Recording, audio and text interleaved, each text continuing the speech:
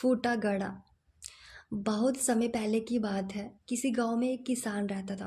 वह रोज भोर में उठकर दूर जनों से स्वच्छ पानी लेने जाया करता था। इस काम के लिए वह अपने साथ दो बड़े घड़े ले जाता था, जिन्हें वो डंडे में बांधकर अपने कंधे पर दोनों ओर लटका लेता था।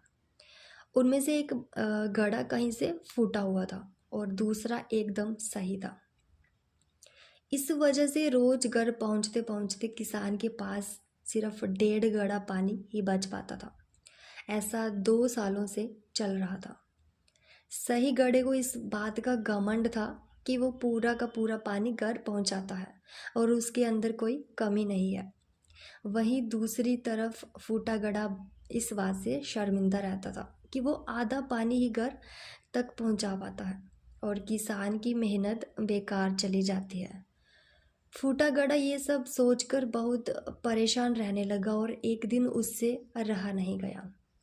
उसने किसान से पूछा, मैं खुद पर शर्मिंदा हूँ और आपसे क्षमा मांगना चाहता हूँ। क्यों? किसान ने पूछा। तुम किस बात से शर्मिंदा हो? शायद आप नहीं जानते, पर मैं एक जगह से फूटा हुआ हूँ और पिछले 2 सालों से मुझे जितना पानी घर पहुँचाना चाहिए था, बस उसका आधा ही पहुँचा पाया हूँ। मेरे अंदर से बहुत बड़ी कमी है और इस वजह से आपकी मेहनत बर्बाद होती रही है। फूटे घड़े ने दुखी होते हुए कहा।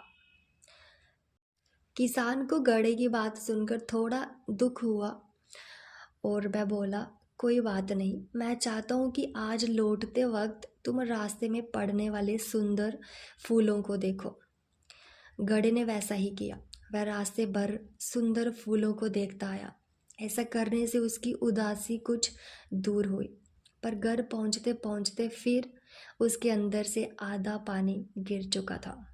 वह मायूस हो गया और किसान से क्षमा मांगने लगा। किसान बोला, शायद तुमने ध्यान नहीं दिया, पूरे रास्ते में जितने भी फूल थे वो बस तुम्हारी तरफ ही थे, सही घड़े की तरफ एक भी फूल नहीं था। ऐसा इसलिए क्योंकि मैं हमेशा से तुम्हारे अंदर की कमी को जानता था और मैंने उसका लाभ उठाया। मैंने तुम्हारे तरफ वाले रास्ते पर रंग बिरंगे फूलों के बीज बो दिए थे। तुम रोज थोड़ा थोड़ा करके उन्हें सींचते रहे और पूरे रास्ते को इतना खूबसूरत बना दिया। आज तुम्हारी वजह से ही मैं इन फूलों को भगवान को अर्पित कर पाता हूँ और अपना घर सुंदर बना पाता हूँ। तुम ही सोचो, अगर तुम जैसे हो वैसे नहीं होते तो भला क्या मैं ये सब कर पाता? धन्यवाद।